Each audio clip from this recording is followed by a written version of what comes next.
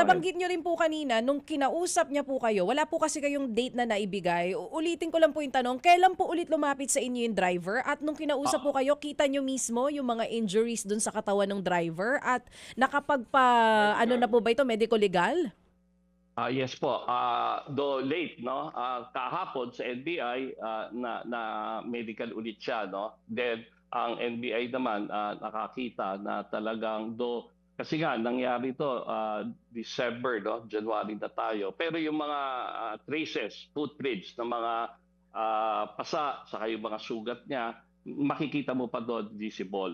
So Okay. isa po 'yon sa isang magagamit at magagamit na for the Ebidensya. case build up. Opo, opo. Case build up Oo. that will lead to Oo. reasonable conviction. Sir, Sige pa. Sir, may binanggit din po kayo kanina. Sinasabi niyo po may 2 bodyguards na pumunta pa ng Samar dahil po yung binabanggit niyo na driver, itong si alias Totoy, hindi lang siya driver, naglilinis din siya doon sa condominium ni Rian, nahawakan niya po yung pulang ampaw, and then naiuwi. So binigay po ba sa kanya yun o inuwi niya po mismo without the consent po nung may-ari? Paano po yung nangyari? Ang nangyari doon, may access siya. Umbrella boy, driver, personal driver, at may access siya, no? Iyon nauwi niya, no? Thinking na baka may pera nga doon. Wala naman. So, ang sa complaint nga, lumalabas, ang worth ng value doon is 30 million yung material film na sinasabi. Kaya ito nga, may case build up doon. Na doon kaya nga yung public interest is there simply because what is all about that film? Meron sana akong mga sinabi niya sa akin pero hindi ko po na pwedeng i-disclose kung Sige ano po. yung laman Sige. ng film na yon.